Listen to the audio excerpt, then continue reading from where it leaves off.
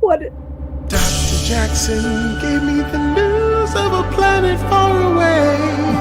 And Colonel O'Neill will assemble a team that will try to save the day. Dr. Sam has a master plan and a science attitude. And the job for Teal, he's part of the deal with his trusty Go-Out. It's just a regular day at Stargate Command, and it might be hard to understand.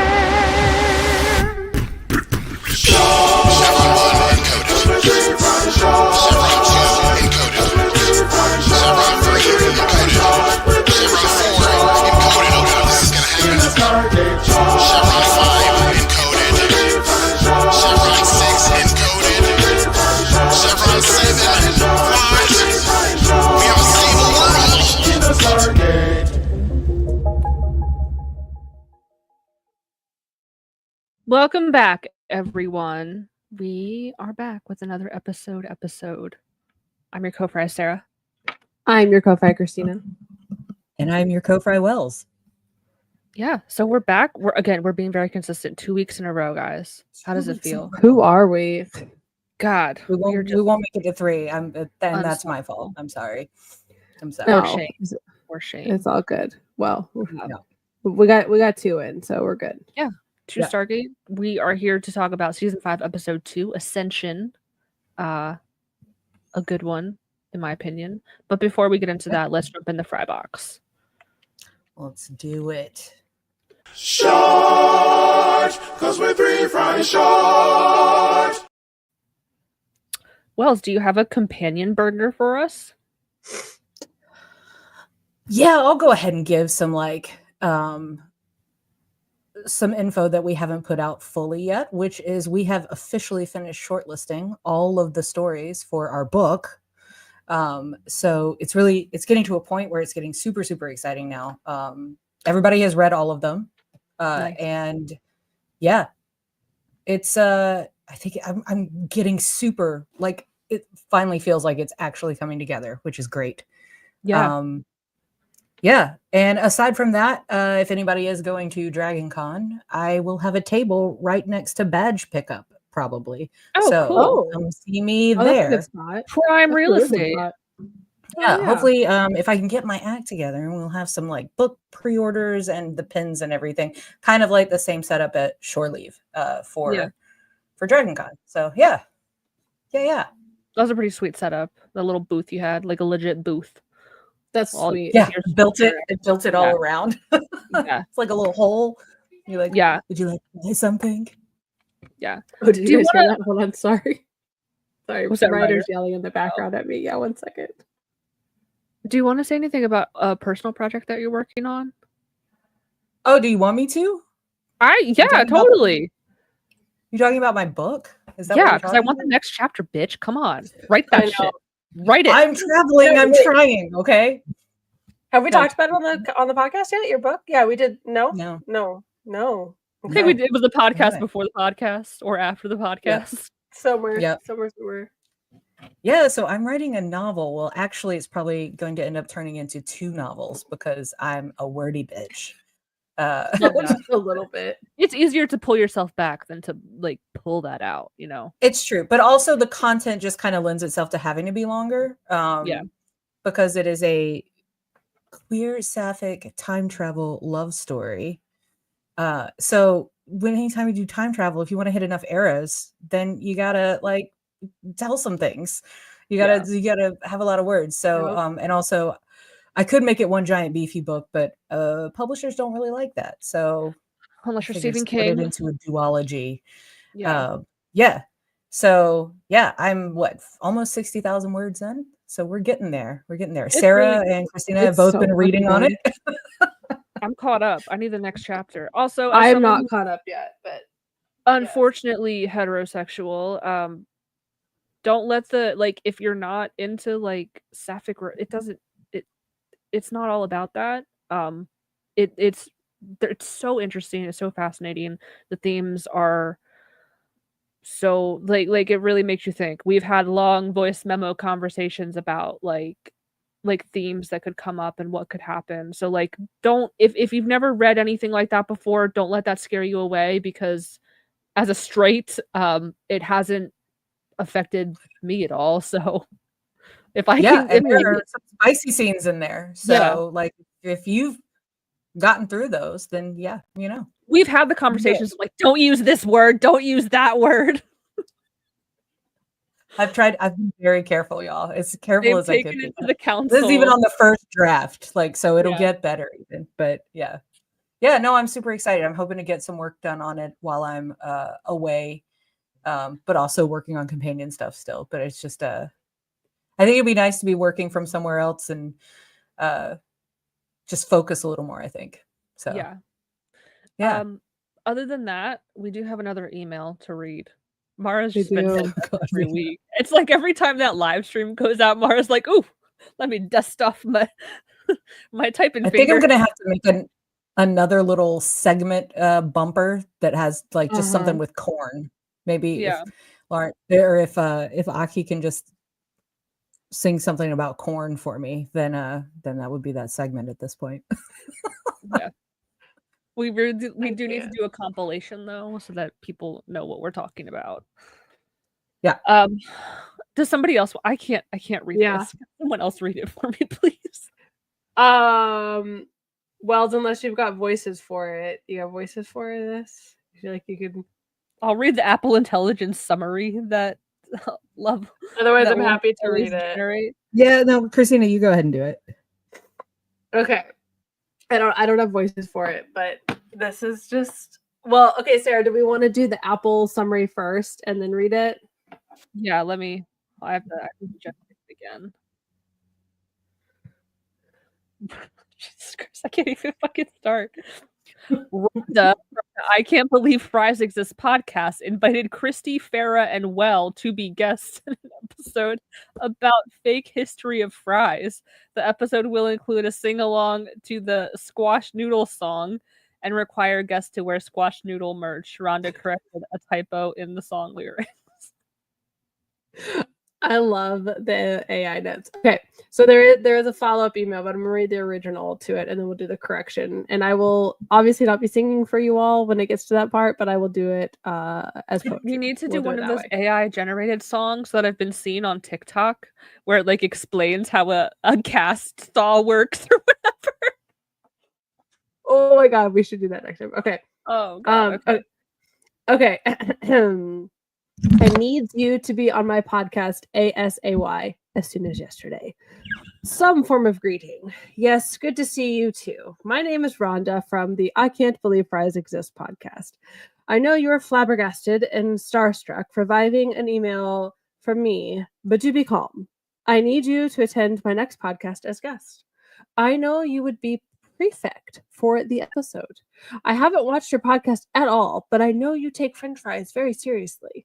My audience will be bamboozled to see, well, Christy and Farah on the front page of I Can't Believe Fries Exist. Now, the episode will be about the fake history of fries and how rubbish it is. We will be debunking all this hogwash and setting the facts straight that these are not French fries, but clearly squash noodles. We also require guests to wear squash noodles merch, but since you are the famous 3 noodles short, then I figured you can come in your podcast getup of a single squash noodle costumes. I applaud you for the dedication. Make sure to memorize the squash noodle song, for we will be opening the podcast with a sing-along in the tune of I Believe I Can Fly. And then I shall not be singing for you all.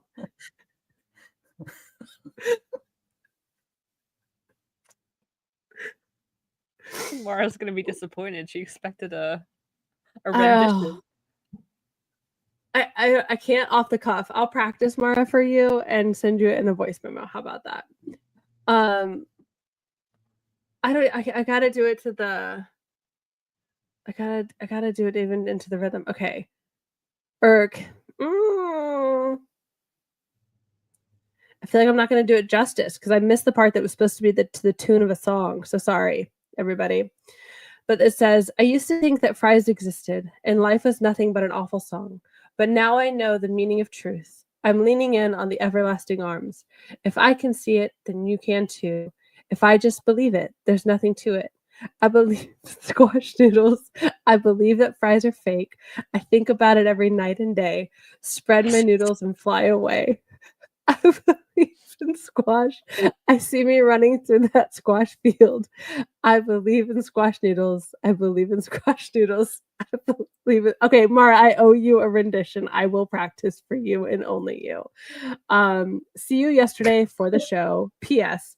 Maybe my cousin will reach out to you soon to be on his podcast about potatoes. So keep an eye out for Fuck Potatoes. They Ain't Real. P.S.S. Again, you're welcome for being on our first episode. I'll send you some squash and then some dope ass farewell corn. Corn emoji. And then Fuck there potatoes, was one. they ain't real. They ain't real. There was one error and typo in the song that changed one of the lyrics to be instead of, well, let's just say after spread my noodles and fly away, it says, I believe I can squash. I see me running through that squash field. I believe in squash noodles. Mara, I do not know where and how you have such imagination. After the correction, it just says in parentheses, half-asses farewell. So we owe you a private rendition song of this in my completely out of tune voice that I trust you with. Just a reminder, this whole thing came from, we were getting some real fuck-ass emails from someone trying to reach out to Terrell Rothery, and Wells was in Ascension, Mara was with them, and we were having a discussion like, this person keeps emailing us, like, what do we do? Like, do we have to like, because we thought we'd do the classic ignore it and hope it goes away thing, but it wasn't going away. They kept emailing us. So then Mara decides, she started with some random, like, to troll us because she was privy to this whole conversation. So we owe you guys a compilation so that you get this entire Yes. Yeah, I'll get to work on that supercut. Yeah. It is glorious. But thank you, Mara. It's a pleasure as always. Oh my god. But beyond that, we have anything else? You want to get into our episode? Let's do it. Get into it. So we are talking about season 5, episode 2, Ascension. What are our overall thoughts on this episode? I haven't watched this in years. Like, normally once I'm done with season 4, I stop my rewatch. Or skip to season 7. We're done. Skip to season 7. Maybe do a metamorphosis detour in there, but beyond that, like, I may be a party one. I hate this episode. I do not like this episode.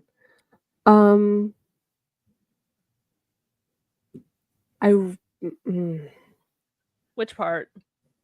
All of it. I think there's parts of it that move too fast. There's a lot of assumptions made in the dialogue. It gets a little campy, which is fun, and like I love a show that can make fun of itself. But it just felt like a lot of things splattered at the wall. But the real like thing of it is that we learn more about like Ascension and all that. But I'm just really fucking tired of people just being like, I love you, Sam Carter. And they just like, I don't know. It's just, while I get it, it's not. Can you blame them? No, I cannot blame them.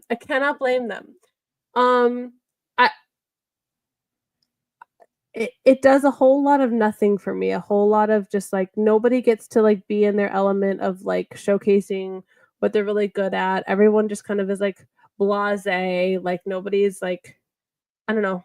I don't have a good answer for it. It doesn't do anything for me.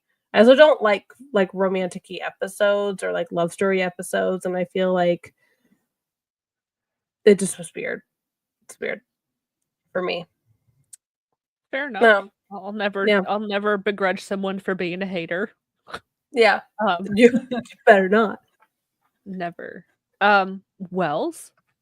I like this episode fine. It does anger me every time I watch it more and more because of the absolute level of gaslighting in it.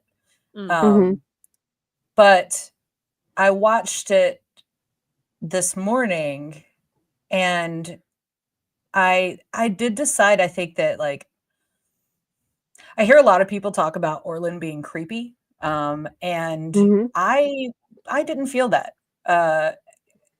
Especially when up against all the gaslighting, it's like, oh well, no, he's being very transparent with everything Yeah. he's saying. He's, you know, not Mhm. lying. Like, yeah, he hasn't talked to anybody in a really long time, so his communication skills aren't great. But aside from the like love story, whatever bit, but like the character himself, you know, Yeah. I think it was being pretty genuine with everything in it. Mhm. Yeah.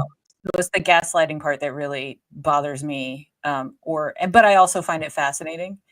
Um, I think there's a comment, but it's what I've been talking about too, which is the idea that how many different things have they seen, right? Yes. How Mhm. many different things have people um, seen by themselves, and they're like, okay, we're going to devote all of these, we're going to make sure we look into it, right? And then it's all of a sudden in this episode, it's like, no, you're just tired. You're just really tired, you know, like Uh-huh. that, whatever. So I think it's great because it's a lot to talk about. I also appreciate that it is the mechanism to move forward the lore of ancients and Mhm. everything as Yeah. well. So like had to get certain things in there. Um, Yeah. but yeah, Yeah. Yeah. I don't mind it. I don't mind it. I think there are a lot of really cool moments, one-liners, things that people remember to this Yeah. day, like certain parts in Mhm. it. So everybody loves that side of it as well. Yeah. But yeah, I don't. So again, it's been years since I've watched this episode. Like, I don't even think I've rewatched it since we've started doing the podcast at all. Like, it was long before then. I didn't Mm. remember it being weird. I never remembered Orlin being creepy, mostly because like I do think he's quite attractive, and I'm like, okay, well, he's Mm. hot at least. Like, there's that. Um, but then again, like hearing comments of people saying like, "Oh, he's creepy." I'm like, "Will I view this with different eyeballs when I go into it today?"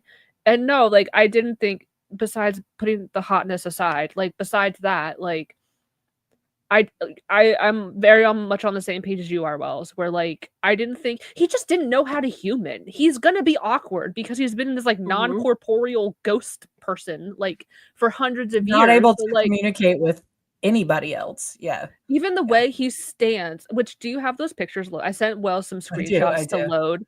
So like even the way he's standing, and I'm like, this guy looks like he's been a human for like 5 fucking seconds because he doesn't like even the way he's standing. I'm like, oh, that's Do clearly you an want me to alien. throw it up now? Yeah, yeah. Yeah, Yeah. this Like, who Yeah. the fuck stands like that, like right in front of her house? Like, yeah, that dude's an alien, obviously. So, like, I didn't Mhm. think he was creepy. And like you said, Wells, like he was very upfront and honest because she was like, "Will Yep, you turn yourself into the SGC?" He's like, "No, I'm not doing that, but I'll leave you alone. Like, I will leave yep. you." Like he never like There's it no was very deception. refreshing because on the other hand, there was deception coming from the people that she should be able to trust the most by Mhm. spying on her, not believing her. Um, I was Mhm. thinking like maybe Janet's still pissed off at everyone from last week from like having Just and like, she's yeah, like, bitch, it's your turn now. these fuckers weren't listening to me. I don't she's That's like, fair.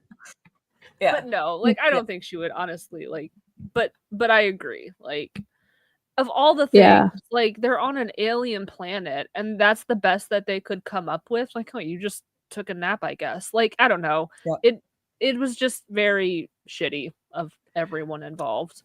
I think Yeah. What Scott actually, I shouldn't be reading the comments, but if we can, Scott actually articulated well, and then Mara's response to that, kind of where my vibe on this episode is coming from, of hating episodes where the entire plot rests on a character not being believed. Otherwise, everything would be fixed and there would be no episode. And then Mara's response being like, "Yeah."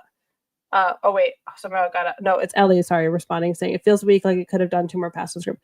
Yeah, I think for me, it's a twofold of like it felt like there could have been a better way to open up the like whole Ascension and Ancients, but then also I think maybe my internal bias of someone who does have an iron deficiency is always told to just take a nap or it's just all in your head. I think I'm also a little bit like that pisses me off too because I think that piece of it of being completely told there's nothing wrong with you, just go take a nap, and it's like I don't know. I think there's a lot to it that I'm just like, I'd just rather not revisit this episode a ton. But that is the piece of it is like nobody fucking believing her. So, which is what you guys were saying too. So Yeah. Anyhow. So let's get into it.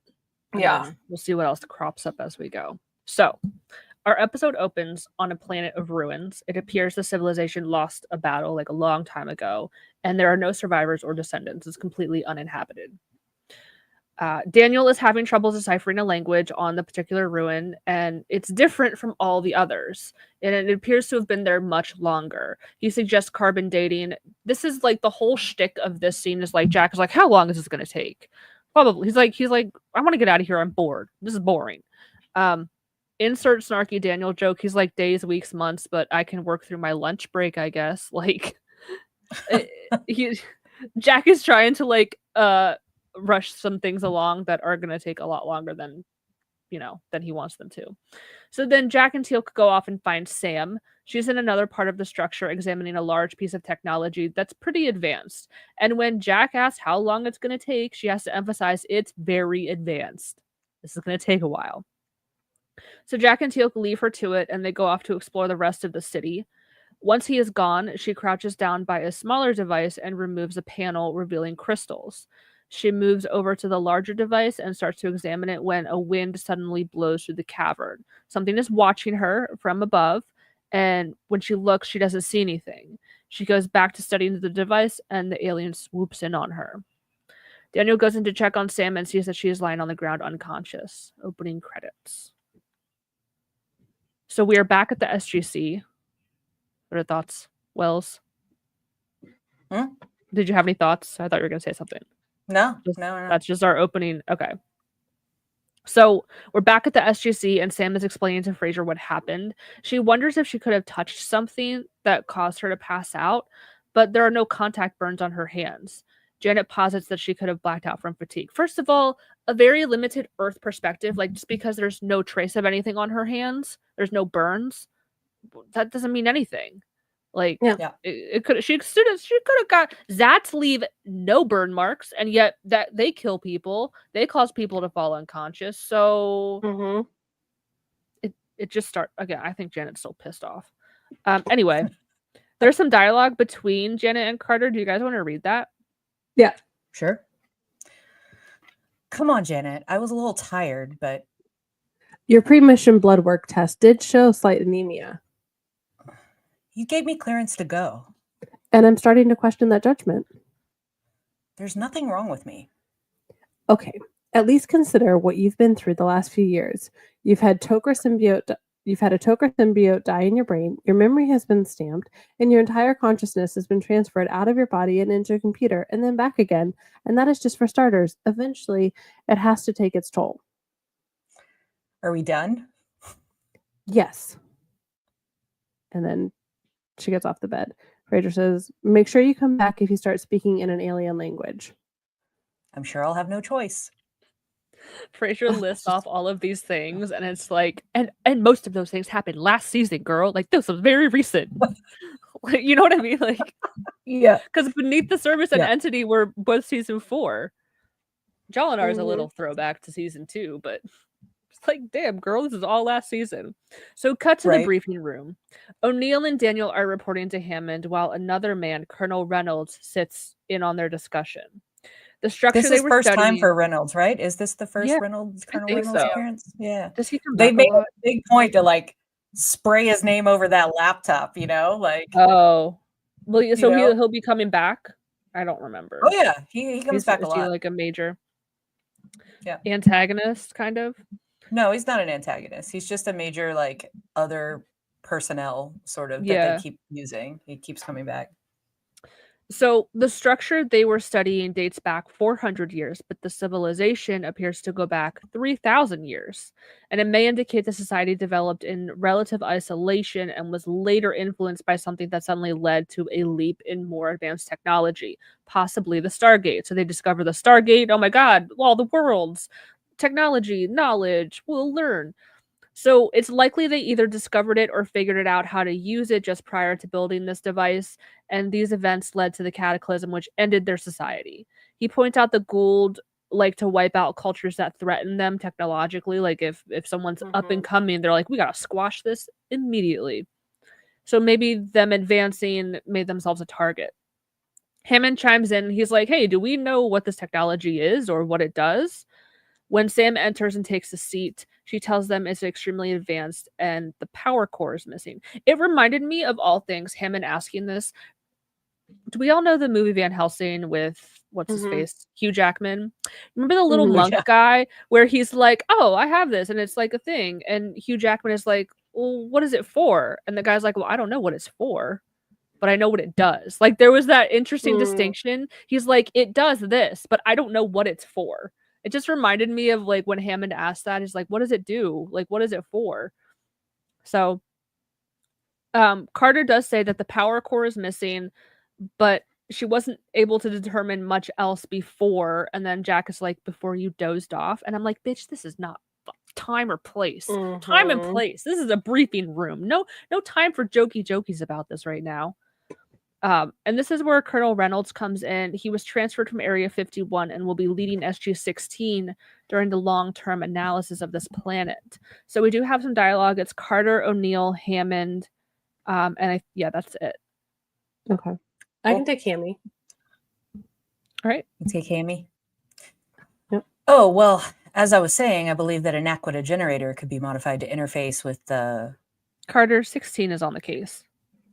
Once I've heard someone conclusively tell me what that device is, I will decide whether we should try it to find a way to turn it on. Of course. Request permission to join SG-16's assignments, sir. Denied. Dr. Jackson will be assisting in the translation of the alien language until SG-1's next mission. Otherwise, you're all free to take some time off. Dismissed. Sir, with all due respect, I feel fine. There's absolutely no reason why I shouldn't be allowed to help. Major, I have no doubt that your technical expertise will be required at some point down the line, but until Fraser advises otherwise, I'm ordering you to take it easy. So Hammond heads into his office, and we're left with Carter and Jack. Take it easy? Yeah, you've been a little tense. Tense? Me? I'm not tense. Am I? When did you first notice? As we met. I always just thought of myself as very focused. It's called working too hard. You're going to crash and burn. I really don't have that much else to do, sir. Well, find something. Take up golf. Fly a kite. Knit something. He leaves the room. I'm fine. Really. So that's an iconic like Sam and Jack. As we met. Which honestly, yeah. That whole scene. But so this is really shitty in like when you read this back, basically like she's the only one being kicked off this case. Like Jack and Teal'c aren't really needed. Like it has nothing to do with like Teal'c's common space person knowledge. So like he doesn't really need to be there. Jack is like an infantryman. Like he's there to protect. But Daniel still is allowed to work on it. So like they're very obviously like kicking her off. And it's kind of shitty. It really is shitty. So cut to Sam pulling up to her home. It's quiet. She has no new messages on her answering machine. Remember those guys? Answering machines. We see the presence from the planet is once again observing her through a white haze. It looks around the house, sees photos on the wall. We see cuts to her brushing her teeth. She turns away from the door, and then it quickly turns back. It's like that horror movie thing where like you see a silhouette of a person, and then and then it's not there anymore. Yeah. And then like in her bedroom, we see the presence is watching her as she climbs into bed, which this is kind of fucking weird, not gonna lie. It's kind of giving like a horror movie vibe. But then, it continues to watch her as she sleeps. The next day, she walks down a path to get the newspaper, and we see a man standing across the street watching her. Cut to that photo of Orlin, like standing there like he's never been in human form a day in his life. Like he looks so fucking awkward. It's like it made me laugh out loud. Back up again. It's like perfectly feet, like legs straight up and down, arms perfectly in the smack in the middle of the road too, just like right in the middle. Yeah. Yeah. So he greets her. It's awkward and kind of stalkerish. He's like, "So this is where you live?" She's like, "Yeah, I'm gonna go inside now." Like, this is where I said, like, even the way he's standing is cracking me up. Sam goes back inside and locks the door. She calls Daniel to see how far he's gotten into the translation, and like you can tell he hasn't done anything yet. And she basically is like, you just got there, you haven't started it, and I should leave you alone, pretty much, right? So the call ends, Sam turns around, and we see the man from the street is now in her house. The transcript just, I don't even know when his name is like brought up, but his name is Orlin. So let's just skip that. Like, we know his name. Yeah. So do you guys want to read that? Yeah. Sure. How did you get in here? I won't hurt you. No, I'll hurt you if you come any closer. Please don't. I just want to talk to you. About what? It's complicated. Let's start with how you got in my house. I followed you home last night. You've been here all night? I read some of your books and I watched the television so I could learn how to speak and what to wear. Is this okay? It's a little 90s, early 2000s coded, but yeah. You've been in my house all night? Yes. Yes, but you couldn't see me. I just took this form now so we could relate. Actually, I used to look this way before my ascension. Oh, good. He was hot before, dial too. the phone again. Yeah. He goes, please, I'm not crazy. Carter says, who are you? Yeah. Oh, this is where Slams we the get phone it down. from. Who are you? Yeah. All right. My name is Orlin. I'm from the planet you just visited. I followed you back through the Stargate. See, that's impossible. He walks straight through the kitchen counter to stand before her. Carter backs away. I can become invisible in my natural oh my god, why can't I say that word? Corporeal state. Why can't I? Words are hard. Anyway. Moving along. What do you want? I'm sorry if I scared you. I just wanted to talk to you. It's been so long since I know this is going to seem okay, I'll just come out and say it and then move on from there. I have these, I guess you could call them feelings. She runs away. She's not here to witness this. I love you Thank here, God. just like do, like Yeah. all the way away. But the truth is, I love you. Yeah. So luckily she did not hear that. That would have been hella awkward. More awkward than like on top of it. Because she GTFO'd real hard. She was like, fuck this. So we see a bunch of people in biohazard suits doing a sweep of Sam's house. Inside, they're setting up cameras, and Jack starts to get the scoop from Sam. He looked ordinary, wearing normal clothes. Jack was like, where do you think he got them? Like, fuck you. Will you just shut up and listen to me? Yes. He got them from the Gap. Maybe. Like, what? Like, this guy, he's being such a shit. But they've seen aliens look ordinary before, so like, okay. Hammond checked the surveillance in the gate room and didn't see anything follow them through, and Sam counters that he could become completely invisible. And again, why is the disbelief? Like, what happened to like We've seen invisible people before. Like, this is not new. Shit has come through the gate before undetected, just because like they think they have a handle on like, we gotta make sure and give everyone a CAT scan to make sure they're not a Gould or whatever. Like, right. Hello. What was it? No, we haven't seen that yet. That's season 6, where like the holographic bugs come through and only Jonas can see them. Oh yeah. Or yeah, we haven't got there yet. Or the bug episode with Teal'c, where he got like infested or whatever. Like anything could fucking happen. These are aliens. The Nox, like hello. Like yeah, they can go invisible. Or is it the Ritu? Those two, yes, they came through undetected. Seen the Ritu already? Yeah. Yes. So why is it? It's because it's a lady, isn't it? Because one fucking woman is trying to say something, and they're like, oh, he had clothes on. Do you think he went to Old Navy? Like, fuck you. Maybe he can make his own clothes, just like he can make his own body he's in. He just popped that shit in the microwave, and boop, boop, boop. I have a regular 90s man clothes. Like, exactly. Yeah. Anyway, Sam admits at first she thought he was just some crazy guy off the street, but then he started walking through solid objects. Her phone line was dead, so she thought that bringing a Code 3 team was the best call. Jack offers to hang out, but the man has only shown himself to Sam, so if he stays, the man may not show back up. Cut to a montage of Sam just like living her life while being surveilled through the cameras installed. And then back at the SGC, Jack checks with Daniel and Teal'c. Daniel asks how Sam is doing, and Jack says that there's no sign of this secret friend. Hammond has recommended a psych evaluation. There's some dialogue. Teal'c is asking, do you believe if she's become mentally unstable?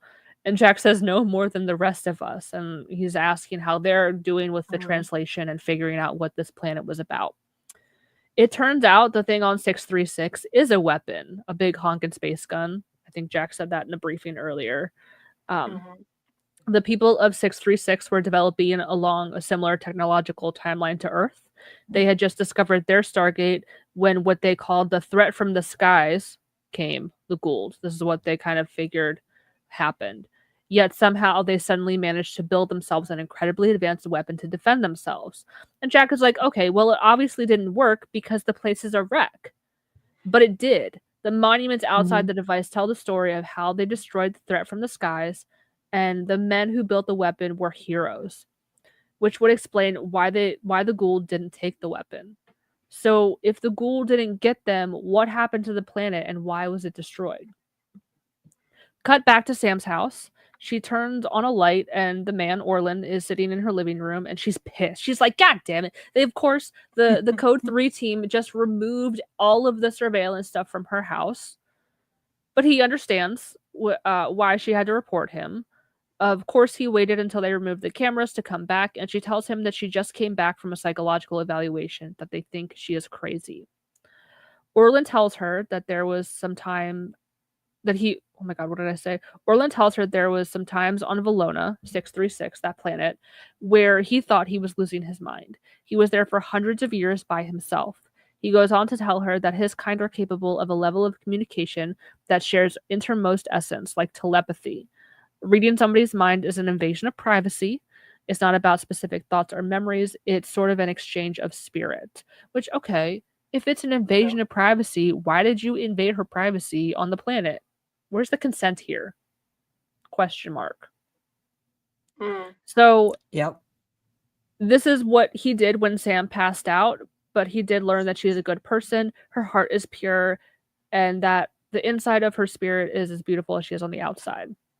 So Sam gets up to call the Code 3 team Such a back. Cheesy line. Yeah. Corny. Listen, the soundtrack was not that bad this episode, though. I was not. You get the I didn't like I didn't hate it. It could have been worse. Forever and a Day was no wait, not Forever and a Day. 100 Days. That was pretty bad. Yeah. I've just blocked everything about that one out. So you like MIB neuralized yourself. I did. But that's what he was doing to Sam when she passed out. Oh wait, I said that part already. Anyway, she's about to like call in the troops again, and Orlin's like, I'm just gonna hide until they go away. And then she's like, well, what do you want? Like, what? Come on. He wants to try his Vulcan mind meld again to see if humans can handle it, and she just has to keep an open mind. She asks if he will turn himself into the SGC. He's like, no, I'm not doing that, but I will leave you alone for real. Pinky promise. Like, okay. I mean, at least he's honest. Yeah. Exactly. So he said, stand there, open your mind to the possibility of an existence not covered by the rules of science, which you hold so dear. Just close your eyes and relax. She was like, I swear to God, if you tell me, what did she say? Take it easy. Take it easy. Oh. Yeah. Yeah. Take it easy. Yep. Yeah. So she takes a breath. They close their eyes. He's like glowing ghost form. Anyway, it's like she's shook. It's like this like metaphysical psychic connection thing. Anyway, at the SGC, Sam confronts Jack. She found a camera hidden in a clock, but the Code 3 team was supposed to take everything with them. Jack brushes it off as maybe they forgot one. He's not that fucking stupid. Nice try. No. But I have some dialogue between the two of them. Okay. Sir, is the SGC secretly keeping tabs on me? Do you want to keep with O'Neill? Because there's Daniel there, or do you want me to take it? Just take it. It's just I think this is just them right now. Oh, okay, perfect. Secretly? Colonel, I did my duty in reporting the alien encounter, and now everyone thinks I'm crazy. Look, Carter, here's the bottom line. No one has seen what you've seen, and until that happens, we're all going to think you're nuts. Sir, purely hypothetically, as my superior officer, if this alien did show himself to me again, Did it? I'm just saying, if the alien had the ability and desire to show himself only to me, it would probably be better if I gathered as much information as I could, possibly, even found a way of isolating it before I officially mentioned it again, right? Probably. Oops. Yes. I gotta pee. Yeah, she like accosts him outside the bathroom. It's the only place that she can track him down. But yeah, so this comes back. This is important. This is like one of the only times where like someone like I'm like fucking finally like they're sticking up for her. But cut to Sam's lab. The Pentagon has started putting pressure on General Hammond to find a way to activate the weapon. The Naquadah reactor can be interfaced easily enough. The problem is the burst of energy that's required makes the whole thing pretty dangerous. They have to start an overload in the reactor and then release it into the device. The problem is, once the overload is started, you have no choice but to release the energy or the reactor will explode. So you better be sure you want that weapon to fire. Sam is trying to find a way to make it safer, but Hammond hasn't given her much time. There's this exchange between Daniel and Sam. Yeah, Daniel just says, by all accounts, this device on 636 is a pretty powerful weapon. You think we should just leave it alone? Well, let's just say I'd feel better if there was someone left to explain how to use it. Okay, the more I think about it, the more this pisses me off because they're both kind of telling her without telling her, talk to your secret alien friend and get more information, but we still don't believe you, LOL, you crazy bitch. Right. Like, that's the vibe that I'm getting. Like, oh, if only we had more information. Like, seriously? I can't. I have like an opinion that I hate that I'm throwing in there, but I'm trying to think of it from different perspectives. Like maybe there's that part of them that knows that if they were to have called it out and to acknowledged it, they knew this other team was watching.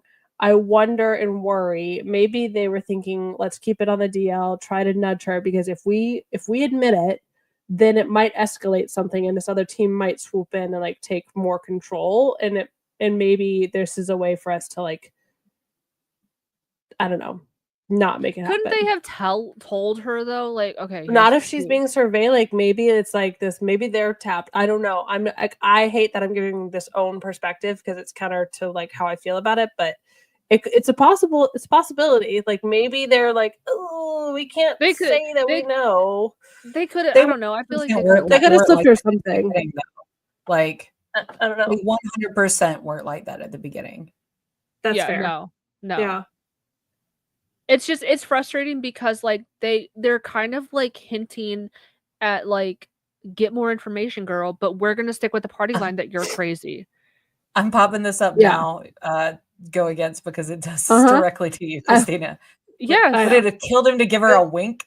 Yeah, I like something. Like I agree. It pisses me off, but I'm like maybe that's what they're trying to go with. Blink twice if the alien is in the room with you. Yes. It's just frustrating because like it's like that whole, I don't know what to like compare it against, but it's like, we know you're right, but like publicly we're still gonna say you're crazy. Like, sorry, until you get more. They couldn't like they couldn't do anything in private to be like, hey, sorry, but like publicly, like we don't see. They're watching you. Find out as much as possible. Yeah, like none of that covert mission. And Jack kind of does like redeem himself a little bit towards the end there and covers for her with this, but at the time, like, I don't know. Yeah, it was like still unofficial and all hypotheticals and stuff. But anyway, well, and also he didn't cover for her. That was Carter's idea. Yeah, that's true. Carter's the one that said that. He only pulled that out when like the Pentagon was there and like they were getting real fucking weird about it, and it's like, explain all these deliveries, all this raw titanium and stuff. And that's when Jack finally fucking said something to like prevent people from outside the SGC. But I also think maybe at that point maybe he is starting to believe her, but I don't think he's there until that point. A little bit too late. You know? Yeah. I also hate too how, again, they do everything to make the SGC the good guys and the morally right guys. And it's like, well, the Pentagon is forcing us to do this. We have to because the Pentagon makes us. And it's like, if this was the real world and this was a real military operation, Hammond would not be this folksy Midwestern caricature of like always doing the right thing. Like, he would be like morally gray. And I feel like if we got Stargate now, like we would get more morally gray characters. And it's kind of frustrating to see that like everyone's like the good guy and we're all doing the right thing. Like it's kind of annoying that they have to like bring the Pentagon in to be the bad guy, or like the faceless president that we never met at this point in the night. Generic white man president told me I had to, and my hands are tied. You know what I mean?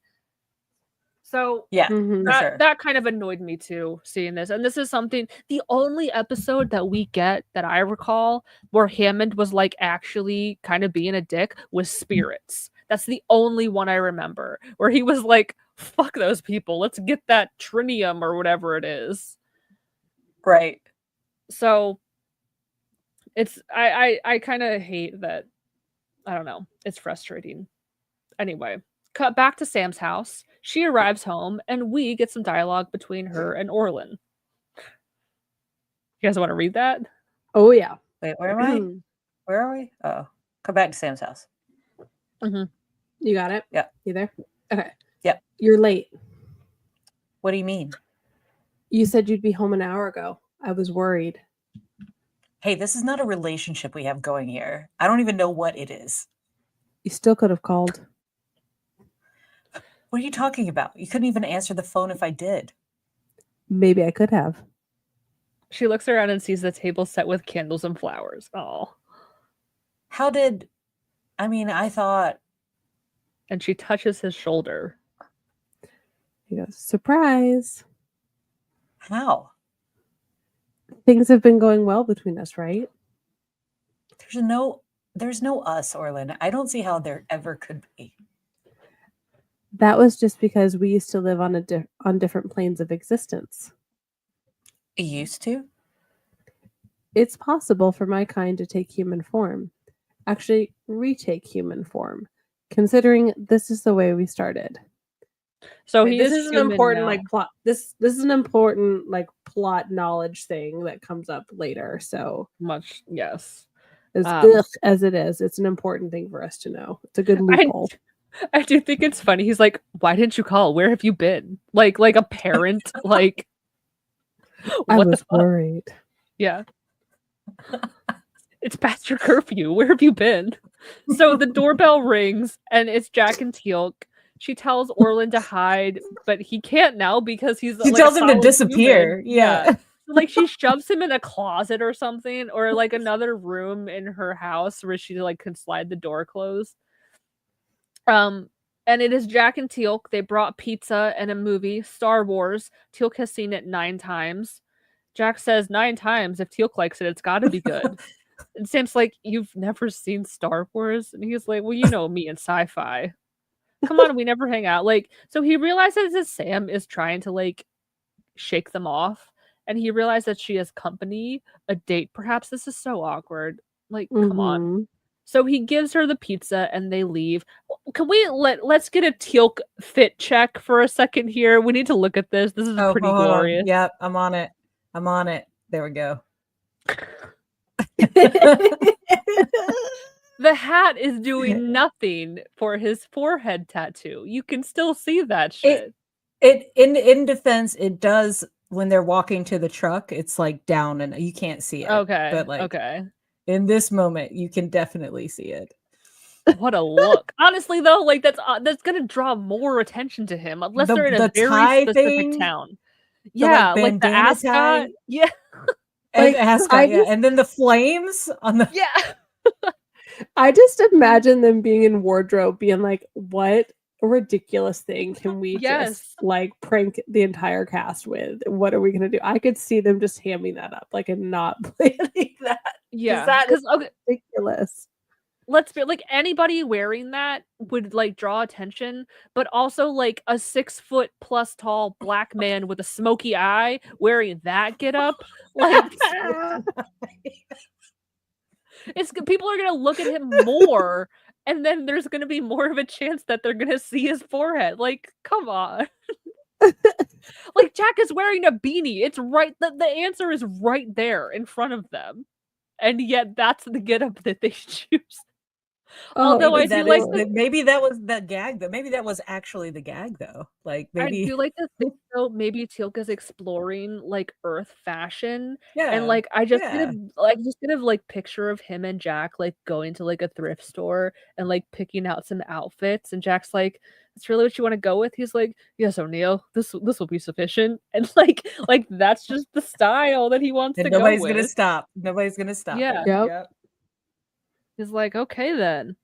Sure." But yeah, this where truly the place that I think nobody would bat an eye at this look is where they decide to go.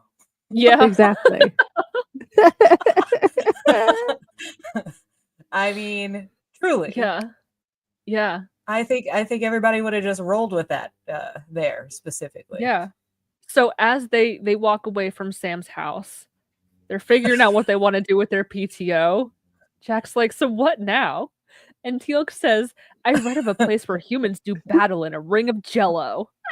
And Jack is like, "Call Daniel. Let's do it." Yep. So, I guess that he wouldn't stand out in that. Or like a WWE match or something. Like, oh, yeah. He'd right be perfectly normal, fit right in. Yeah. Yeah. So as they drive away, we do get like a pan over of like a suspicious looking van sitting very close to Sam's house. And then back in Sam's house, she like opens the closet where she shoved him, and he just starts talking like he wasn't cut off or shoved in a door frame or anything. So do you guys want to read that? Yeah. Yes. "I don't know where the rest of my kind are." Well, believe it or not, we met one of them. Her name was Oma de Sala. "Really? Never heard of her." She could do the same glowy kind of things that you can, and she controlled the forces of nature. "Yeah, that's easy. At least it used to be." Well, she lived on a planet called Keb, and she helped people ascend to a higher plane of existence. "That's why I've never heard of her. She was probably banished, like me." What for? "Breaking one of the most sacred rules of our kind. Do not accelerate the natural ascension process of those beneath. The humans of Valona, Valona, right? Why Valona? Yeah. Valona. Were under attack from the Goa'uld. I was prohibited from interfering, but I couldn't just watch them die." You told them how to build the weapon. "Communicated the knowledge, yes. They saved themselves." But not for long. "No." Well, you were right to try. "You're wrong. It was a horrible mistake.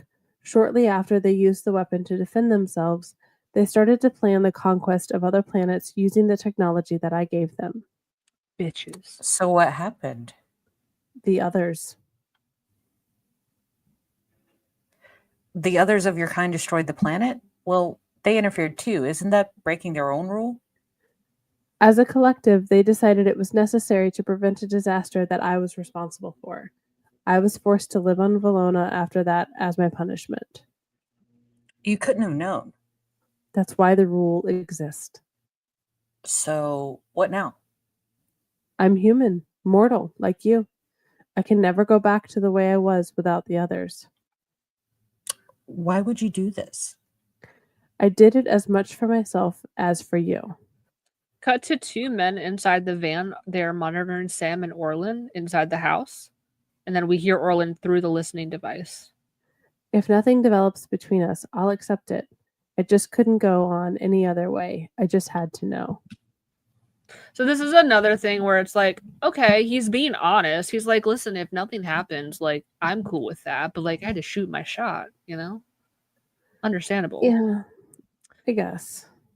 Back at the SGC, Colonel Reynolds says the weapon should be ready in about a week, but Sam thinks they should wait. Daniel backs her up as best as he can, but they still pull the whole, "we need to defend Earth" against the enemies. So we have some more dialogue between Simmons, Daniel, Carter, Hammond's in here too. Reynolds. Good God, there's a lot of people in here.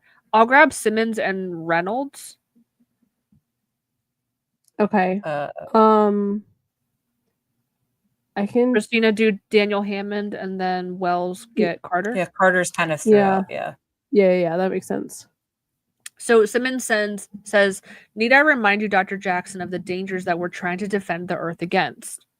Daniel says, "Oh, could you go slow?"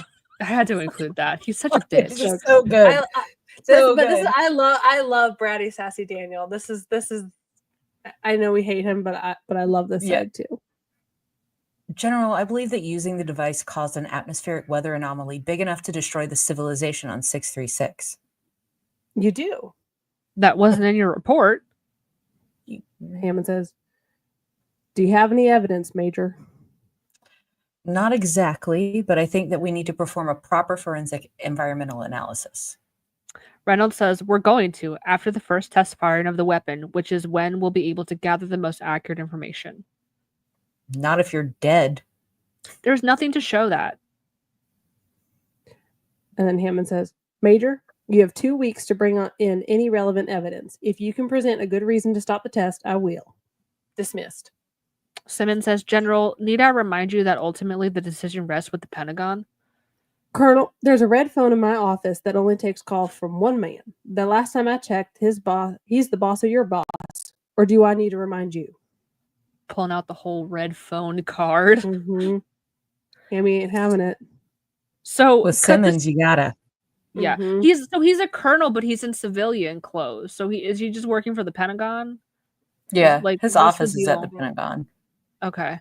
They go to him later in the season for something too at the Pentagon, and he's just like in a suit in an office. Okay. Cut to Sam's house. I have some more dialogue, but this is legitimately one of my favorite scenes in this episode. Do you guys want to read it? We got it. All the character hats. All right. Orlin says, "Sam, I'm glad you're home. I made something for you." He hands her something wrapped in a cloth. She opens it to find a large emerald. Big honkin' emerald. For real, it's Forget huge. big honkin' space gun. Is this real? "I read about how humans associate certain materials with their birth month. Yours is emerald, right?" It's huge. "Oh, is it? It was difficult to tell the common size from the pictures in the book." You made it? "You wouldn't believe the things that you can make from the common, simple items lying around your planet. Which reminds me, you're going to need a new microwave." This begins the long and Damn it. oh, so I mean, the charges have already. She already knows she's got some charges, right? Because like they told I her don't think about so. that. No, not yet. Not Well, yet. they told her all these deliveries were coming to her house, though. Not yet. I guess she doesn't No. realize where it's coming from. Yeah. No, we I don't didn't have think that yet, happened right? Yeah. Simmons accused her, said all this stuff's gonna Not come yet. to your house. Not yet. That didn't happen yet. Oh, really? Not yet. I have that dialogue in here though, but that's later on when she tries to My stop bad. them. Like Hammond gives her the 2 weeks, and then like That's right. No, we just did that. Didn't we just talk about that? Yeah. So Hammond gives her the 2 weeks, and then like she hangs out with Orlin more, and then Okay. they're like, "Fuck your 2 weeks. You got 9 days. We're gonna do the thing." Anyway. Yeah. I think it's because they're in the exact same room. It's like the exact same people, sort of thing. Yeah. It just like Yeah. throws me off every time. Anyway, this is one of my favorite scenes. Also, I've talked about this before in the past. Emerald would mean Sam, if that's her birthstone, would mean she's born in May, but she's not, because we've seen clips in Entity, like when the Entity is like bringing up all the files. Her birthday is actually the end of December. She's a Capricorn queen. So I don't know where there's a lot of inconsistencies. Maybe that should have been like whatever December's birthstone is. But what is now the December birthstone? it's some kind of blue. Is it Sapphire? No, that's September. Aqua. I don't want to. It's like not aquamarine or topaz. I think it's topaz. Somebody drop like it in blue. the comments. It's blue. Someone give it a goog for us, please. Thank you. I was one of those, like, that was one of my special interests, because being born in June, I had Shitty Pearl as mine, but then I realized like June has like a lot of different ones. They're horrible. They're very delicate gems. Like they're not durable at all. They will. Oh, fair. fall off and stuff. Shut up, you April bitches with your diamonds. I don't want to hear it. No. But I hate diamonds, so I would swap you in a heartbeat. You can have all the diamonds. There's this page, rant or side tangent. There's this page on TikTok that I follow called like Kamoka Pearls or something, and they're like pearl harvesters. It's so cool. They're like Tahitian pearls. That would be cool. But like they talk about like the harvesting and how they like seed the nucleus in the oyster, and like it's really cool. Yeah. December is turquoise. December is turquoise, yeah. So yeah. Or like I think that's might one not that have has made as much of an impact, I guess. So I don't know. Yeah. Now I'm picturing Orlin in another life where like he got to live his life out on Earth and he's like a jeweler and he's like beep boop beep. Cook me up some diamonds. A shit ton of money. Yeah. Absolutely. It's worth all the microwaves he has to order, you know? He gets like 20 microwaves delivered every week. Yeah. He could have been a jeweler in this life. Oh, the lost potential. Anyway, Sam tells him she needs to talk to him about something else and suggests they take a walk. She briefs him on what's happening and what the SGC is planning. She asks if the others will try to stop them, even if they only use the weapon to defend themselves. And Orlin poses the question, how can you be sure of your people's intentions? You obviously can't trust them if you think they would spy on you inside your own home. Thank you. Pulling the thoughts right out of my brain. Like, he's asking all of the important questions. We find out that Orlin does still think they're spying on her because going for a walk, still there. Well, in the camera, like they left a camera, and it like the cameras that they put up before were obvious, like in the corners, mounted on her wall, very visible to her. And then she finds this like hidden camera, like in a clock, that was like very unobvious. And then fucking Jack is like, oh, I guess they forgot. Shut the fuck up. You are such a liar. Yeah. So we do find out that Orlin has been brushing up on his Earth history and how many of the creators of the first atom bomb honestly believed it would only be used to maintain peace. He can't take that chance and doesn't want to be responsible for the demise of another civilization. He thought he had sufficiently destroyed the weapon by removing the power core, and he hadn't expected that she would be able to replace it. He's like, you're really smart, girl. Damn. So they have to find a way to stop the test, but Sam doesn't have proof without exposing Orlin. And Orlin gets all mushy, and he's like, if you haven't turned me in by now, must be a reason, girl. You like me. You like me a lot. Anyway, cut to Hammond's office. Hammond, Jack, and Simmons wait for Sam. Once she enters, they tell her they're going through with the test. Hammond receives an order directly from the president. Here we go. Again, like making Hammond all pristine and like, it's so annoying. Then Simmons asks Sam about some suspicious deliveries. 100 pounds of raw titanium, 200 feet of fiber optic cable, 7 100,000 watt industrial strength capacitors. The list goes on, all ordered online from her home computer. The things you can do with the internet, people. It was impressive. This was before Amazon days, too. Simmons then shows her photos of herself. Yeah. Simmons then shows her photos of herself and Orlin that they've taken from outside of her house. They have been watching her. So we have some dialogue. Hammond, Simmons, O'Neill, and I think that's it. So I'll grab the O'Neill. I'll do Simmons. Okay.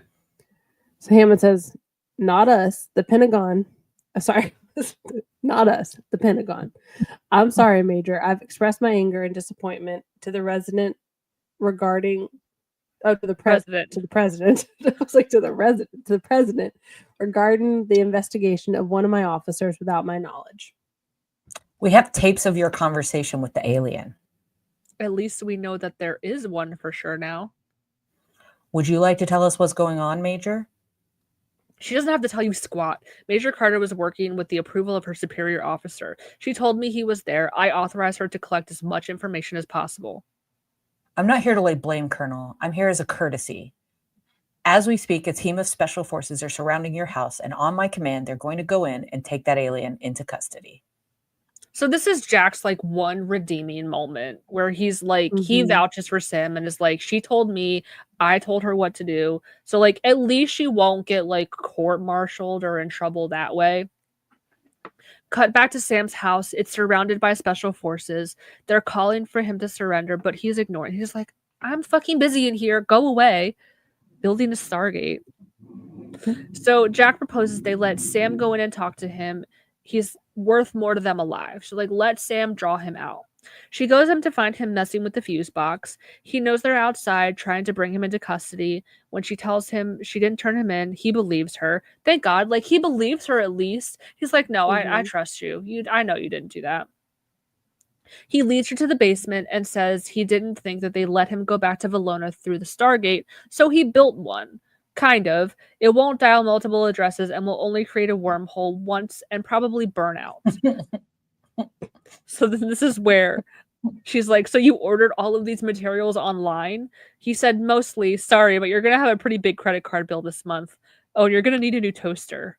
I tapped into the main power line. Hopefully we'll be able to draw enough energy. He wants to go to Valona and stop them from using the weapon. The team on the outside try to reach Sam through the radio, but she ignores them and they move in. He activates the Stargate Junior. It's like a Whopper Junior. That's what I called it. And jumps through the little mini Stargate. He tells Sam he knows how... He tells Sam that she knows how he feels about her and hopes that this isn't goodbye. The team bursts through right as Stargate Junior deactivates. Sam is also gone, so we see that she followed him through. On Valona, we see Orlin approach the team. What did I say? Approach it. Now. I don't know what I was saying. Before, I don't know what he's gonna try and stop them from doing it.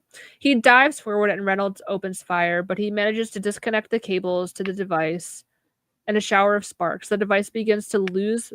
Did I miss something? I don't know. Yeah, I feel like I missed something. Like Sam catches up, so he goes. He's yeah, like because tackling Orlin comes people. in and then Sam, he tackles people. Sam gets in. Sam's like, "Don't shoot him." Yeah, and then she's like, "We need to stop this," and he reminds her, but we can't because it's gonna once it's started, you can't. They started it already. They can't stop it. So Orlin's like, perfect. That's exactly what I'll do, because then it'll destroy the weapon. So he dives, he unplugs the generator. Reynolds shoots him in the process. And the device begins to lose power and goes dead. So Sam rushes over to him. He's been shot several times. The weapon begins to overload, but they can't dial the Stargate or they risk the blast transferring through the wormhole. They're screwed. Orlin touches her face and he says that they've given him another chance and it's the only way he can save her. So we see that he begins to ascend again. He turns into light. We see the hand touching her face slips away and the light moves away from her. He passes over the Nakodo reactor to the shock of Colonel Reynolds and takes it high into the sky where it explodes in a massive blast. The others all duck as lightning bolts shoot down and destroy the device for good. Carter slowly raises herself up to look at the sky, the gap in the cavern, and see the clouds begin to clear. The end. This was I was so bummed. This was a really sad ending. I was sad. Yeah. With that but music. that was our episode. It was really good music. I didn't hate it. And there's also the music that's the montage music. That's fun. Yeah. So do you want to do a comment check? Sure. Oh yeah. The first comment was from my talking about my book, and it's Ellie, and it says, 2 gals chilling in a hot tub, no feet apart because they're both gay. Yeah. Yep. Love it. There's another from Ellie. Overall thought, you met the fracking Knox 15 business days into the job, but an invisible alien is where you draw the line. Exactly. Yeah. It's easier to gaslight a woman. Mara says, I didn't like how Sam wasn't believed. They literally walked through a blue blob of water and end up on a different planet. How the squash noodle is Sam's claim. So out there. Yeah. Because Ellie said, the only saving grace is that it makes sense random aliens are falling in love with Sam, as they should. I mean, agreed. But also, Just can she? I'm just saying, he set the bar high. He literally died to save Sam. Yeah. Like, Yeah, he did. He did. Oh. Mara said Jack's comment of Sam taking a nap rubbed me the wrong way. Same.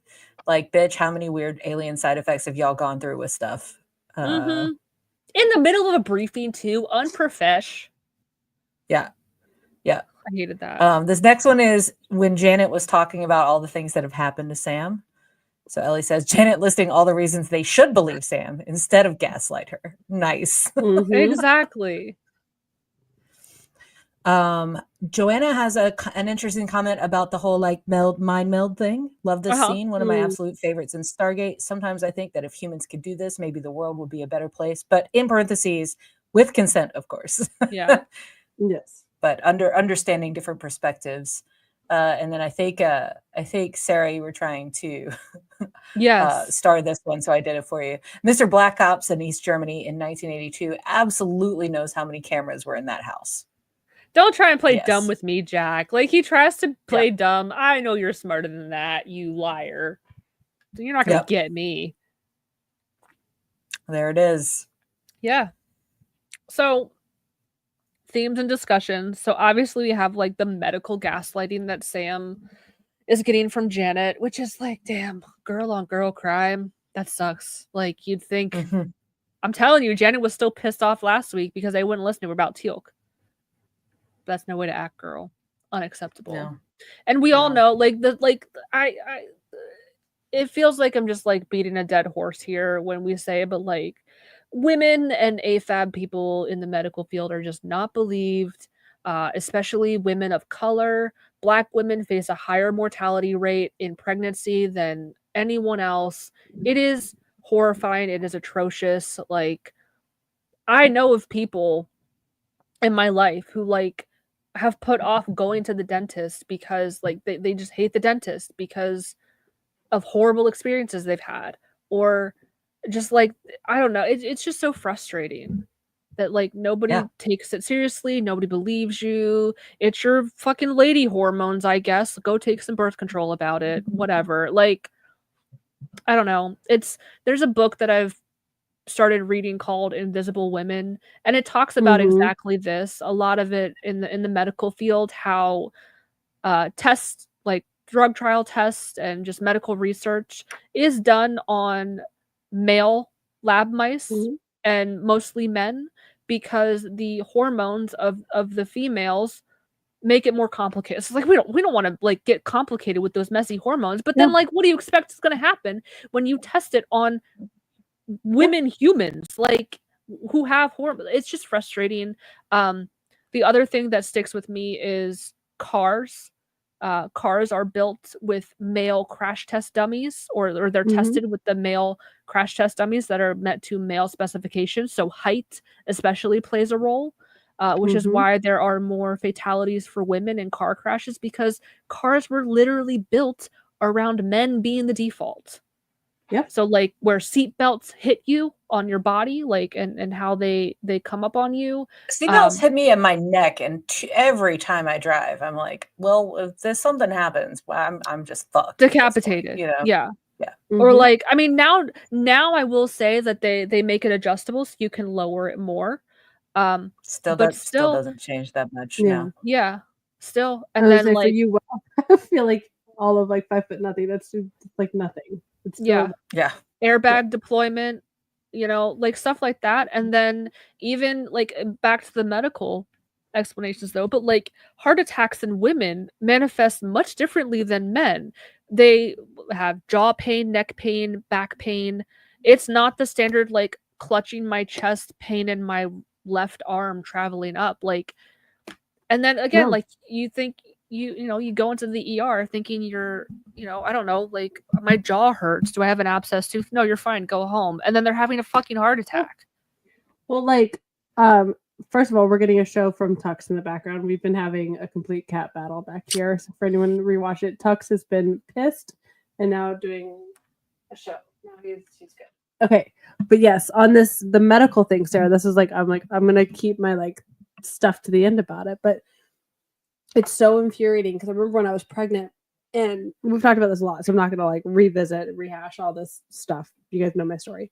But one of the things that was so fucking infuriating was that I remember going in for my checkup, and I'm like, I've gained a lot of weight, like a lot of weight at that point. Like, oh God, a cardinal sin for a woman to have gained weight. How dare you?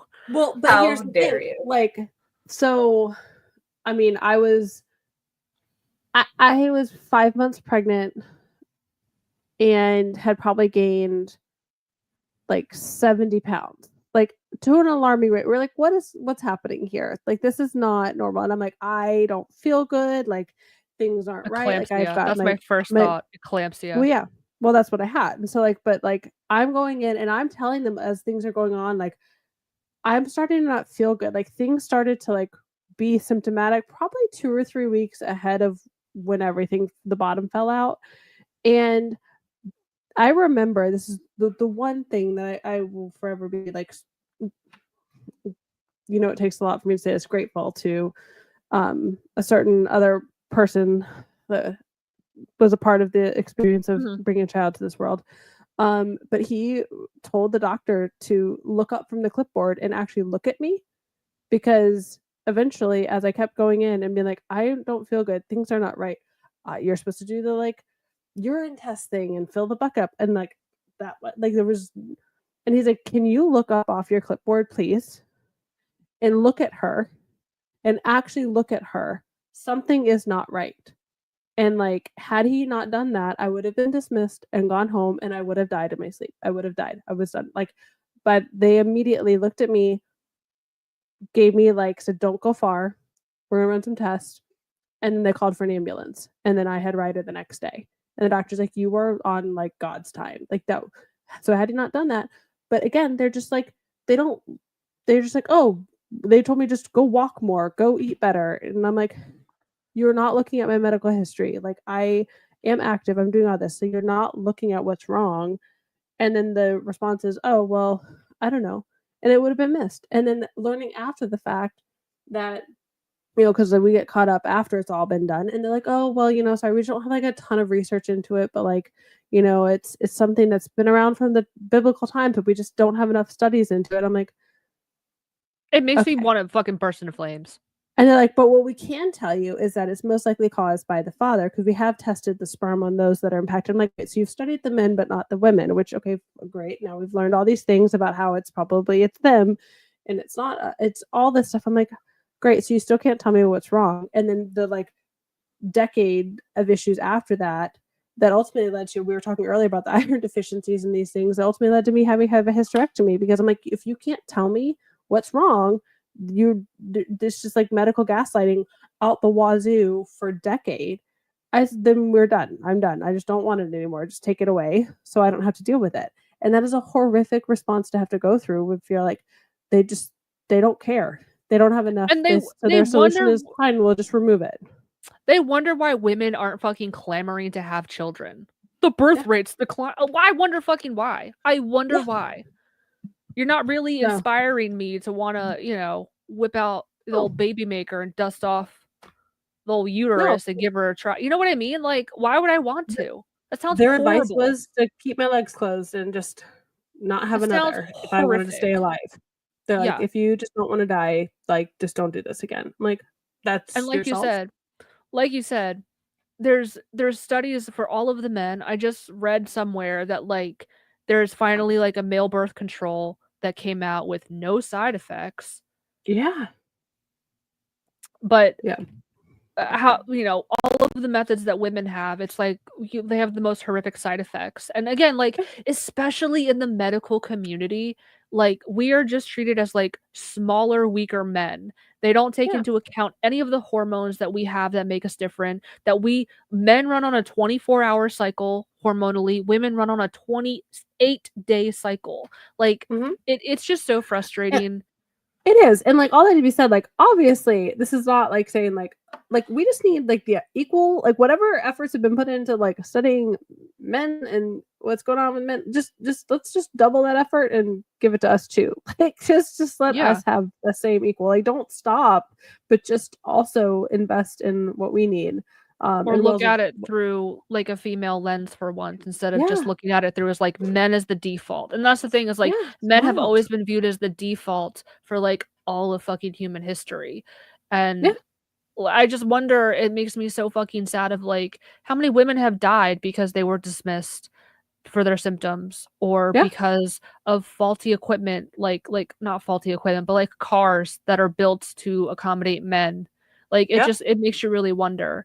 And actually Adam and I were having like a conversation today because it's like when you think about like all of the horrible things in the world, like it's either rooted in racism or sexism. Like when you think back. So like I Yeah. forget how we were talking about it today, like it brought up, but like we were talking about like a lot of houses are for sale in our area and like buying a house Mhm.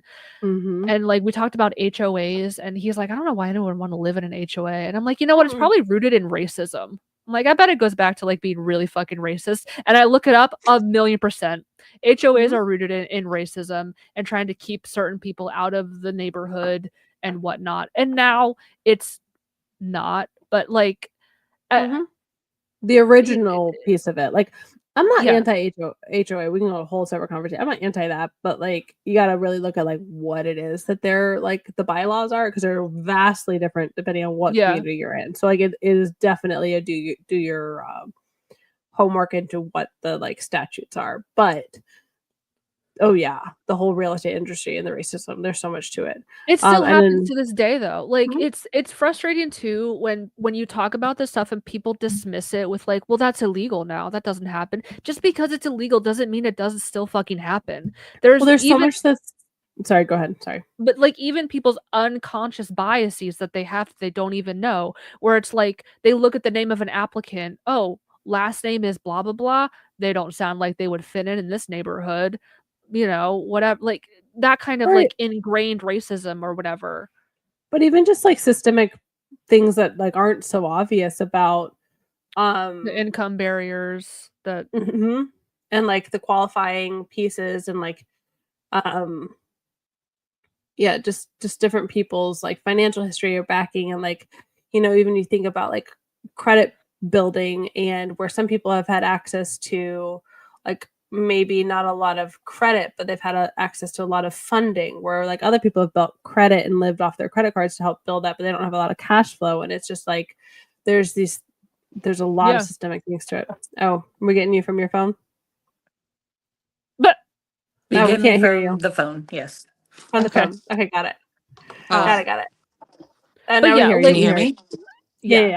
Yeah. but so many of the evils in the world are linked back to racism and sexism. Like if there's a 100%. horrible thing and you follow the breadcrumbs, like it all goes back to like Mhm. systematic oppression of one group or another. We have Mhm. let me look at this. We have some comments. Mara says, I'm 5'7" and some cars I'm in the seat belts are across my neck in the back seats, so I can't even imagine what it would be like for a kid, which Mhm. yes, children too. Um, Well, Ellie the car says yeah. heart attacks in women often present as reflux. They take some meds and go to bed and don't wake up. That's horrific.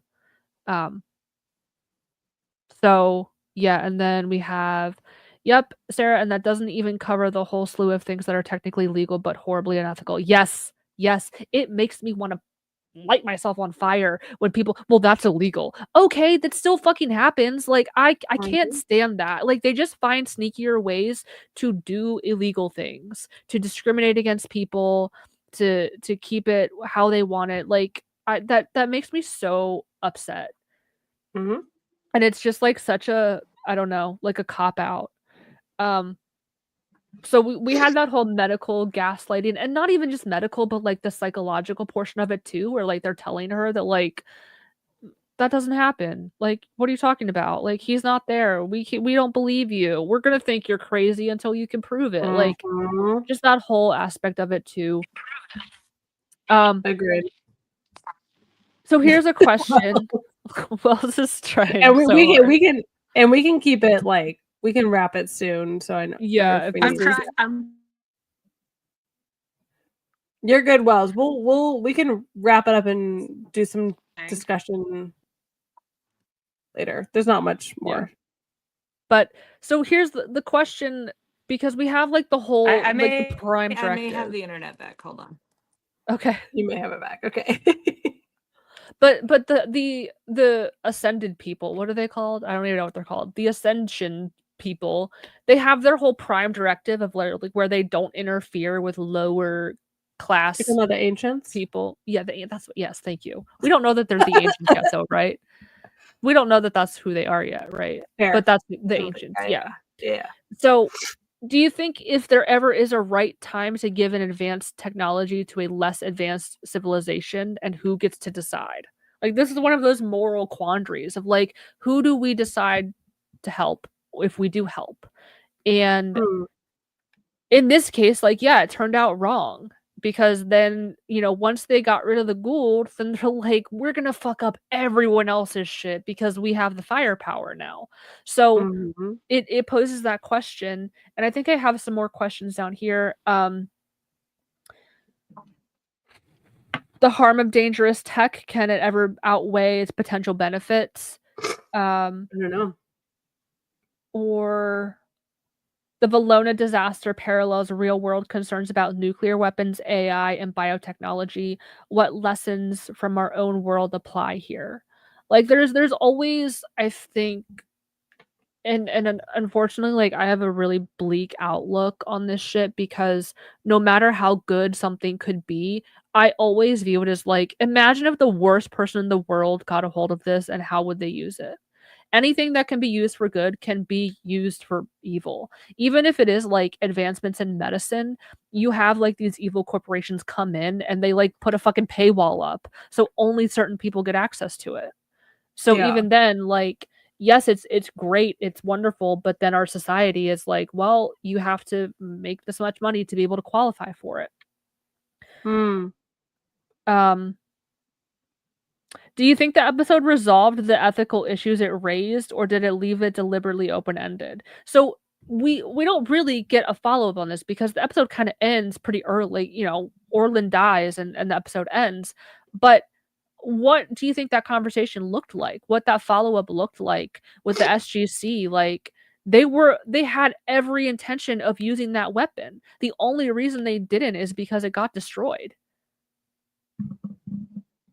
So like, I don't think they learned their lesson, and it just like the choice was luckily made for them in this case. Yeah, I definitely don't get the feeling that anyone had a change of heart. It's more of a, I think the only thing that was shown was that Orlin redeemed himself because obviously the others allowed him to ascend. So on the like global economy of moral compass, it was clear it was the right thing to do, but there was no I don't think anyone at SGC, and this is a part of the thing that I hate this episode because like things got accomplished to like launch a storyline, but nobody learned a lesson. Nobody really had to like have a tough time with it. It was just kind of, the choice was made for them. Like, they didn't really have to like wrestle with those ethical or moral quandaries. Like, they were just like, darn, like, oh shoot, guess we'll just try it on the next one. Kind of was what I felt like.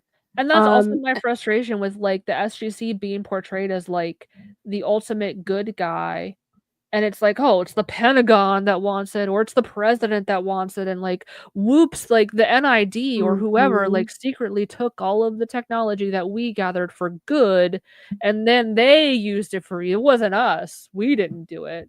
So that's kind of frustrating in my opinion. Because they could have made characters a lot more morally gray. Okay, let me ask you this question on it. And this is kind of switching a little bit back, but it's going back to Orlin. In this conversation where, we've heard people say, oh, he was so creepy, or is that, and I actually really appreciate like your perspective on it, and same with Wells, and I agree. I also don't find him to be creepy in this. I think that's a really great point, that he's just doing the best he can with what he's got. But what are your thoughts on the fact that he jumped so quickly to wanting the emotion that he attaches to a person to be this love, this partnership thing. Because there's so many like emotions of the human condition. Like there's so many other people he interacted with that he's like, oh, I've missed people. But like the thing he latches onto is love and connection and wanting that partnership.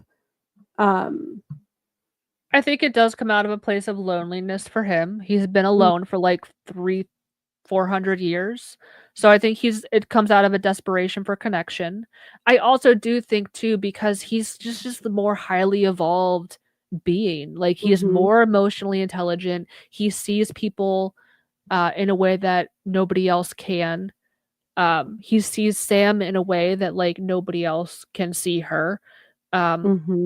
So yeah, like I do think he comes on strong, but I think because he is an alien, like I would give him a little bit of grace for that because he is like literally more highly evolved.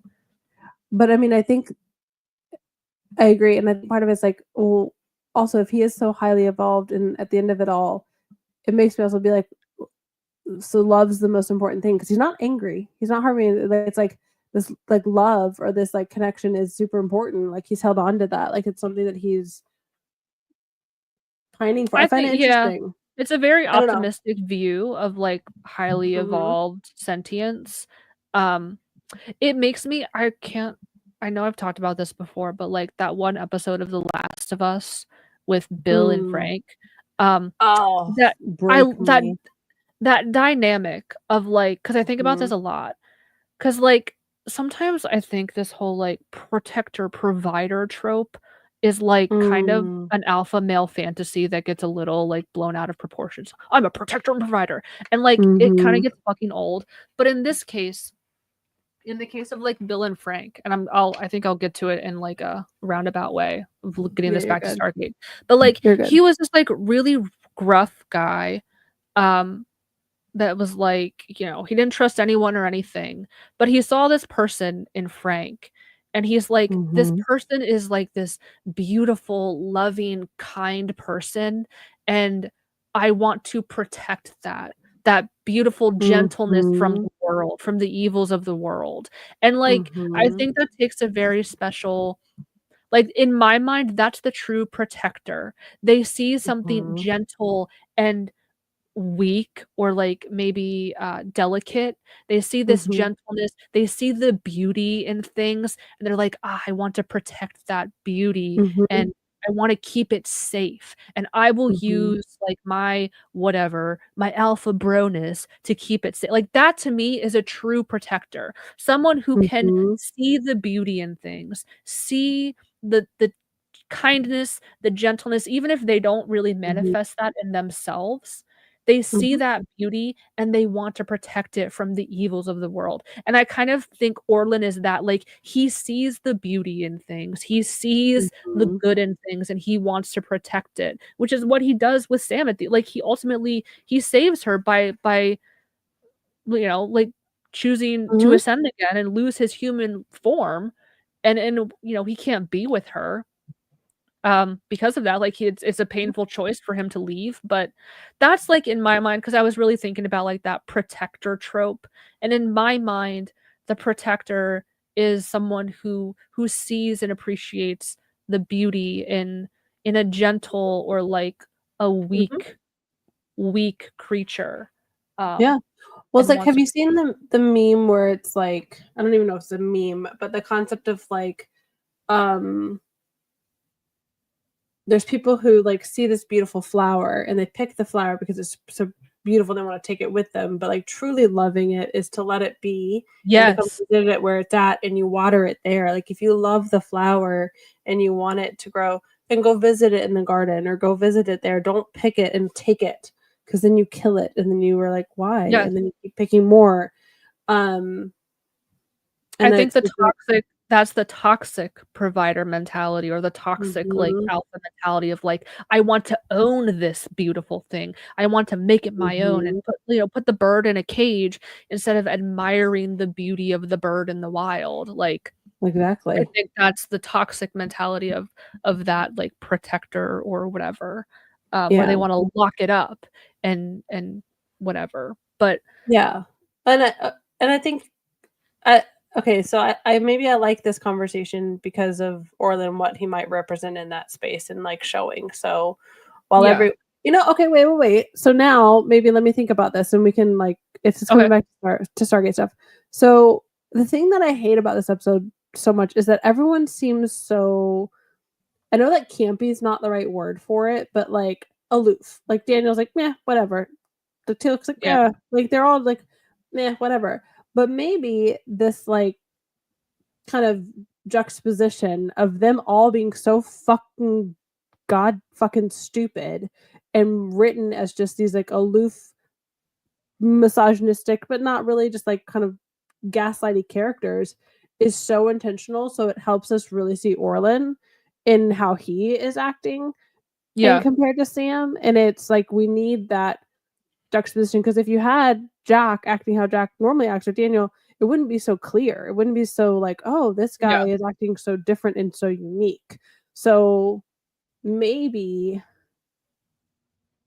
I don't It was definitely hate it intentional, I in think. that space. Yeah, Yeah. it was intentional, I think, as a way to like drive Sam to like talk to Orlin more because she's like, well, I can't get rid of him because nobody fucking believes that he's here. So I guess Yep. I'll talk to him. He's Okay. nice, Okay. I Yeah. guess. So, like, yeah, Yeah. Okay. I like it. I like it. but yeah, All right.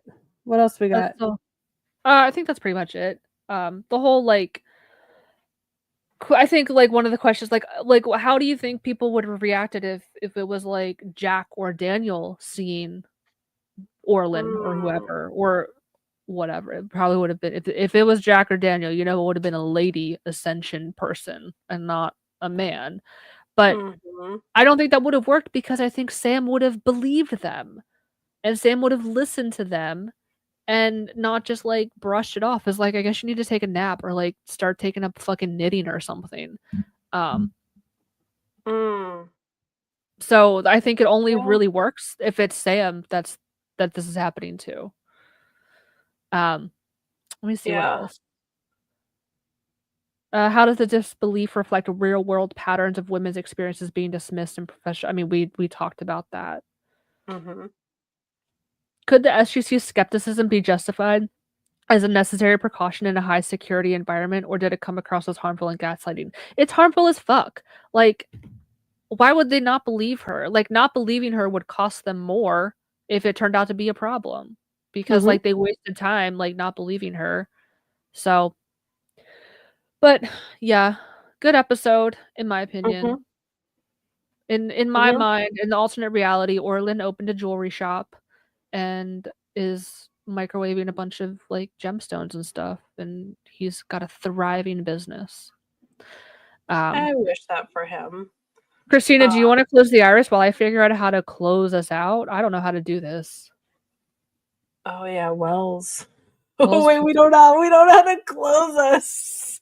Oh yeah, Ice and I'm not because I'm logged in on my personal, so you have to be the one to Yeah, do it. no, it's all me, no presh. Wells just Um, text me, like, the yeah, yeah, Wells says the chat's not even working anymore. They say, "Tell everyone I say Kate thinks, bye." um, okay, yeah, I had a little help on this one. Let me know when you feel like you're ready and might know how to do it. Sorry, Um everyone, if we don't roll credits and it just ends. we might just have to peace out. It's just Um, and be done. But I've got alright, you go for it. okay. All right, everyone, that's it for this week. Orlin here signing off before the SGC closes the iris on me again. I'll just be in the kitchen whipping up another Nakoda power toaster for my next Ascension attempt. Until then, keep your doors open for friends, but maybe not for ancient stalkers with questionable appliance skills. Okay, Close the bye. iris.